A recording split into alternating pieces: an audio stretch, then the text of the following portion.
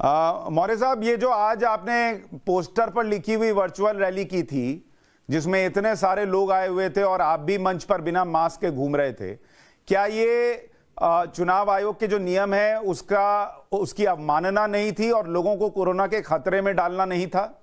हम लोग मास्क पहन के गए थे। ये जरूर है कि जब मंच पर गए तो उसको हमने मास्क नीचे कर लिया था और साथ ही साथ हम लोग बाकायदे ज़्यादा क्राउड ना हो इसलिए बाहर उसको टीवी के माध्यम से जो एलईडी होती है जगह जगह ला दिए, जहाँ की कुछ कार्यकर्ता वहाँ बैठ करके उसको देखें।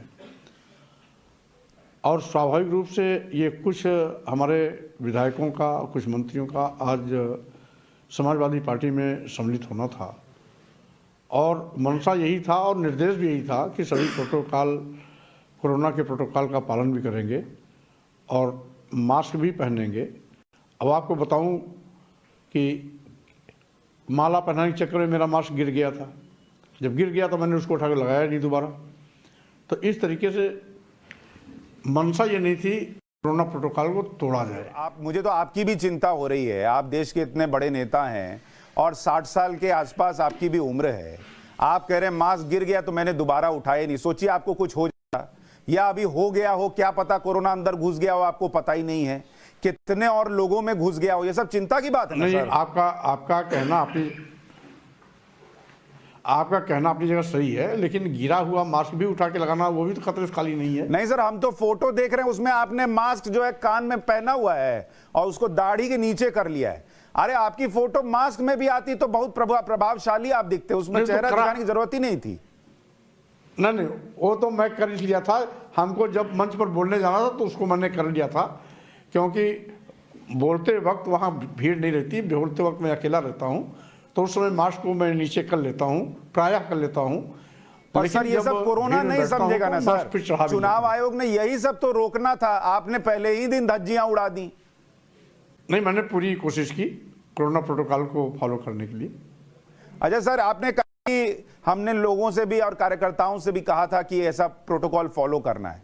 अब लोग यही तो बोल रहे हैं सर कि समाजवादी पार्टी की सरकार आई तो चीजें कंट्रोल में नहीं रहेंगी, लॉ एंड ऑर्डर कंट्रोल में नहीं रहेगा। लोग आज आपको सुन के कहेंगे कि जब आपका कार्यकर्ता आपको नहीं सुन रहा, अखिलेश यादव को नहीं सुन रहा, एक मास्क नहीं पहन रहा, तो वो सरकार आने के बाद क्या करेगा फिर?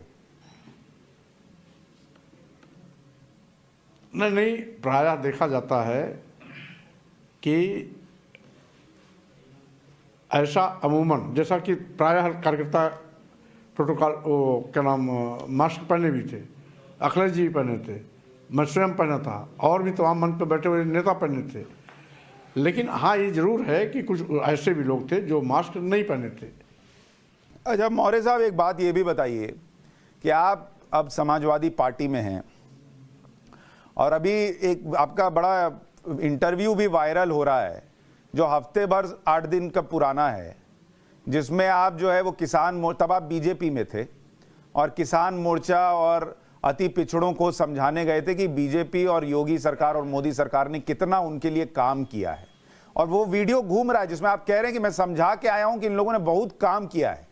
हफ्ते भर में आपने चिट्ठी लिख दी कि ये तो किसान विरोधी, अल्पसंख्यक, अति पिछड़ा विरोधी और दलित विरोधी, सबके विरोधी है। ये 7 दिन में कैसे विरोधी हो गई सर? हमने जिन इश्यूज को रेज किया है वो आपके चैनल ने भी दिखाया और सभी चैनलों में चला और आम लोगों के सोशल मीडिया पर भी चल रहा है। कुल मिलाकर के हमने वो इशू रेज किए हैं जहाँ सरकार ने ठीक संवैधानिक व्यवस्था के विरोध में काम किया। इशू अनुसूचित जात, जनजात, पिछड़े वर्गों के आरक्षण की सुविधा से है। इशू किसानों को लोकतांत्रिक व्यवस्था में सालों साल खुले आसमान के नीचे रहने के लिए मजबूर करने का है। इशू आज नहीं, मैं मान गया सर इशू है के नाते, मौर्य साहब मैं मान गया इशू है और ये आप हमारे कार्यक्रम में पहले भी आके हमारे चैनल पर बता गए। मैं तो पूछ रहा हूं 7 दिन पहले जो फायदा गिना के आए थे वो फायदे बता दीजिए, क्या गिना कर आए थे उस कार्यक्रम में जब आप बीजेपी में थे? देखिए, अब बीजेपी में रह करके मैं समाजवादी पार्टी की बात तो करूंगा नहीं। और वहां उस इसलिए दिन पब्लिक से झूठ बोल के उस आए थे। समय मैं अपने मंत्रिमंडल के सामूहिक मंत्रित्व की जिम्मेदारी का निर्वहन कर रहा था, लेकिन जिन तथ्यों को आज मैं उल्लेखित कर रहा हूं, इनको मैं कैबिनेट में भी और केंद्रीय नेतृत्व के सामने भी समय समय पर मैं रखता भी रहा हूं। मौर्य साहब, मेरा प्रश्न ये है, करता रहा हूं, आप कह रहे हैं आप उस दिन कैबिनेट के पद पर थे और अपनी जिम्मेदारी का निर्वहन कर रहे थे, तो लोग ये कहेंगे कि उस दिन इसका मतलब आप झूठ बोलकर आए थे कि योगी मोदी ने बड़ा काम किया है अति पिछड़ों के लिए और किसानों के लिए। तो जब आप उस दिन झूठ बोलकर आ सकते हैं, तो आज सच बोलना इसकी क्या गारंटी है कि अखिलेश यादव अच्छा ही करेंगे? हो सकता है आज भी झूठ बोल रहे हो। आज तो मैं जो भी बोल रहा हूं रिकॉर्ड में है, वो भी रिकॉर्ड में है सर, है वो भी रिकॉर्ड में है सर, और भारतीय संविधान की व्यवस्था के विपरीत है। उसमें भी बहुत सी ऐसी चीजें हैं, जैसा कि आप जानते हैं सब कुछ अच्छा होता किसानों के लिए तो किसान आंदोलन क्यों करता? तो सर आपने तो ट्विटर पर प्रधानमंत्री जी को बधाई दी थी कि आप बहुत खुश हैं कि कानून वापस हो गए, फिर आप अलग से क्यों चले गए? उस दिन तो आप प्रधानमंत्री से खुश थे। प्रधानमंत्री जी ने किसान बिल वापस लिया, इसका मतलब किसानों की मांग जायज थी, लेकिन मैं सरकार में मंत्री हूं तो प्रधानमंत्री की मैं आलोचना तो खुल्लम खुल्ला कर नहीं सकता। आज मैं मंत्री नहीं हूं तो आज मैं मंत्री नहीं हूं, इसलिए सामान्य नागरिक की जिम्मेदारी का निर्वहन कर सकता हूं। नहीं, पर सर लोग पूछेंगे ना, तब आप मंत्री थे इसलिए मुंह बंद करके बैठे रहे या झूठ बोलते रहे। आज हो सकता है आप टिकट के लालच में झूठ बोल रहे हो या टिकट के लालच में कोस रहे हो। आपकी ईमानदारी पर लोग शक क्यों ना करें, मुझे इतना बताइए। मैं ये कह रहा हूं, बहुत रिपोर्टेड चैनल के आप बहुत वरिष्ठ पत्रकार हैं। मैं ये कहना चाहता हूं कि मंत्रिमंडल की जो सामूहिक जिम्मेदारी है उसके निर्वहन करने की मर्यादा को निभाना पड़ता है, एक चीज। दूसरी चीज, मंत्री रहते हमारे लिए उचित प्लेटफॉर्म था हमारा कैबिनेट और राष्ट्रीय नेतृत्व। अब मंत्री नहीं हूं, इसलिए अब हमारे लिए उचित प्लेटफॉर्म है उत्तर प्रदेश की जनता और ये चौथा स्तंभ यानी मीडिया। तो अब जहां मंत्री न रहने पर जो हमारा उचित प्लेटफॉर्म, मैं वहां अपनी बात रख रहा हूं और अब मैं मर्यादा में बंधा नहीं हूं। अब तो हम पूरे प्रदेश के हितों की बात खुल के रखेंगे, जो सही है उसकी हम तारीफ करेंगे, लेकिन जो संविधान के व्यवस्था के विपरीत स्वामी प्रसाद मौर्य जी, उसका तो खुल्लम खुल्ला मैं तो आपसे ये कह रहा हूं मौर्य साहब, मैं तो आपको सबसे ईमानदार नेता और सबसे दलितों, शोषितों और वंचितों का प्रभावशाली नेता भी मानता हूं, लेकिन मैं वो प्रश्न पूछ रहा हूं जो पब्लिक के मन में, और आपको उसके जवाब देने चाहिए ईमानदारी से कि भाई अगर आप उनके लिए इतना ही सोचते थे और पद की मर्यादा के तहत बोल नहीं पा रहे थे, तो पद को लात मार देनी थी सर, जैसे आज मार के निकल आए। पार्टी को लात मार देनी थी जैसे आज मार कर निकल आए। चुनाव के 2 हफ्ते 3 हफ्ते पहले आप आएंगे बाहर, वो आ गया, तो लोग आपके ऊपर शक करेंगे। देखिए, 5 साल का जनादेश जिसका सम्मान करना हमारा नैतिक धर्म है, वो मैंने किया। नए जनादेश की बारी आई तो मैं स्वाभाविक रूप से जो खामियां हम प्रस्तुत करते रहे पहले नहीं सुनी जाती रही, उसको हम जनता को सुनाएंगे, और आज इसीलिए हम उस बात को जनता को सुना रहे हैं आपके चैनल के माध्यम से। स्वामी प्रसाद मौर्य जी, लोग तो ये भी चर्चा कर रहे हैं कि आपको तो मायावती जी ने भी बहुत दिया, आप चुनाव जीते तो भी मंत्री बनाया, आप चुनाव हारे तो भी मंत्री बनाया, आपको नेता विपक्ष भी बनाया, और आपने जब उनको छोड़ दिया तो ये 5 साल वाली बीजेपी क्या थी और कल को अखिलेश यादव क्या होंगे? आप पे लोग इस तरीके की बातें कर रहे हैं। देखिए, आप केवल एक तरफा क्यों देखते हैं? ये क्यों नहीं देखते कि बहन मायावती जी मानवर कांशीराम जी के निर्वाण के बाद सीधे मानवर कांशीराम का ही फार्मूला बदल दिया। जो मानवर कांशीराम कहा करते थे कि जिसकी जितनी संख्या भारी उसकी उतनी हिस्सेदारी, और उनके आंख मूंदते ही बहन मायावती ने दूसरा फार्मूला दे दिया कि जिसकी जितनी तैयारी उसकी उतनी हिस्सेदारी। तो स्वाभाविक रूप से कहीं न कहीं कोई न कोई व्यवहारिक और वैचारिक कारण होता है कोई अगला कदम उठाने के लिए। तब आपको चुनाव के पहले ही बातें समझ में आई, शुरू में नहीं? देखिए, जब जनादेश की लेने की बारी होती तभी हम 5 साल के जनादेश को बीच में जनता का अपमान नहीं कर सकते। हम भले मंत्री पद छोड़ नहीं कर सकते सर, रहते, क्यों नहीं कर सकते सर? जनता का जनादेश क्या है? और मौर्य साहब, जनादेश क्या होता है कि आप पब्लिक की आवाज बनिए। जब आप आवाज नहीं बन पा रहे हैं तो वहां सत्ता में बैठा रहना जनादेश थोड़ी है। 5 साल तक नहीं, जिस जनता के वोट पर हम आए हैं उस क्षेत्र का विकास भी हमारी जिम्मेदारी है। अच्छा, मुझे एक बात और बताइए, लोग क्यों यकीन करें आप समाजवादी पार्टी में रहेंगे? लोग ये क्यों यकीन करें कि आपके कहने पर उनको समाजवादी पार्टी के लिए वोट करना चाहिए? अखिलेश यादव ने मौर्य समाज के लिए क्या किया है? 3 काम गिना दीजिए।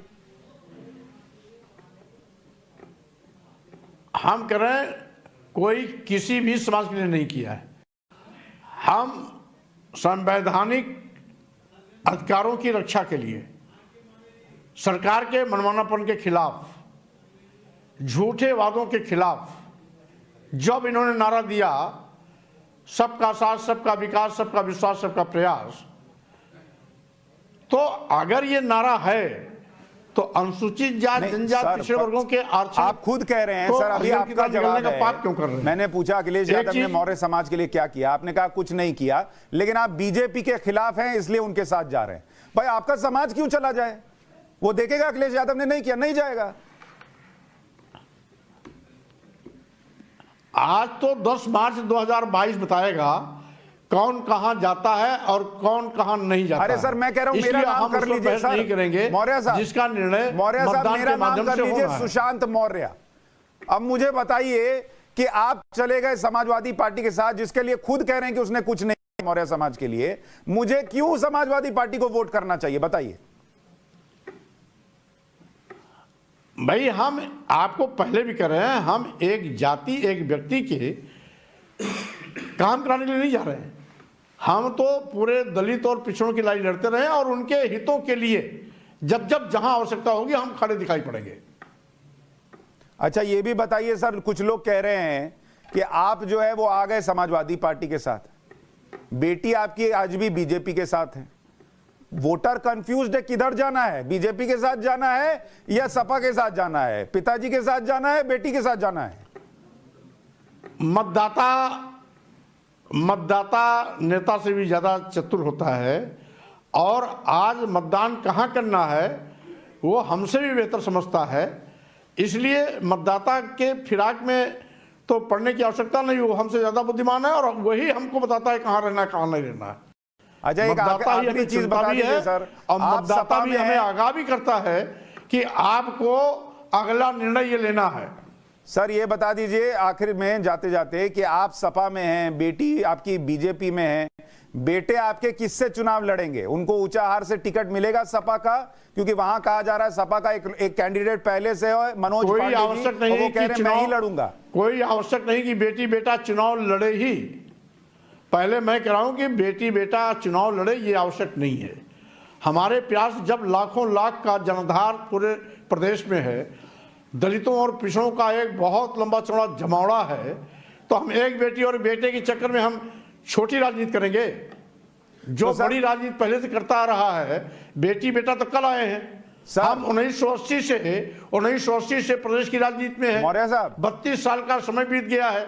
जितनी बच्चों की उम्र नहीं उससे ज्यादा मेरा राजनीतिक कैरियर है। आपने छोड़ दी सर, ये किसान विरोधी पार्टी है जोड़ करके। मौर्य साहब, बीजेपी किसान विरोधी, अति पिछड़ा विरोधी, युवा विरोधी, व्यापारी विरोधी पार्टी आपने छोड़ दी। बेटी को अभी नहीं बोला है छोड़ने के लिए कि वो भी आपकी तरह जनादेश का सम्मान करते हुए लोकसभा चुनाव के पहले छोड़ेंगी?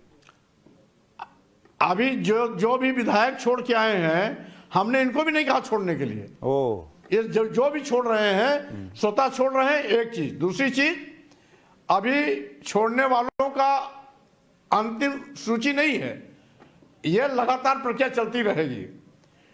क्योंकि 1 2 3 हो तो उसकी संख्या बताई जाए कितनी तादाद में लोग एक आध नाम तो इस्तीफा बता देंगे। दीजिए, एक आध नाम बता दीजिए, आपके चैनल पर एक आध नाम हमेशा सर ये बता खबर दीजिए, आती हमें है। हम ब्रेकिंग चलाएं, एक आध तो बताइए। नहीं, नाम तो बताएंगे तो नहीं अगर नाम बताएंगे तो मान मनोबल करने वाले वहां पर घेराबंदी कर देंगे, इसलिए मान मनोबल करने का हम मौका नहीं देंगे।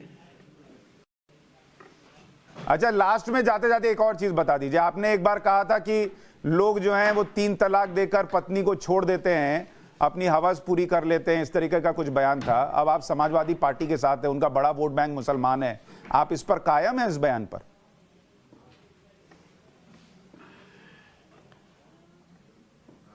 देखिए, मैंने 3 तलाक का स्वागत किया था, बस इसके सिवाय और कुछ नहीं किया था।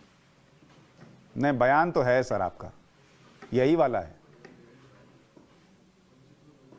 नहीं, हमने स्वागत किया था, कहता रहा हूं।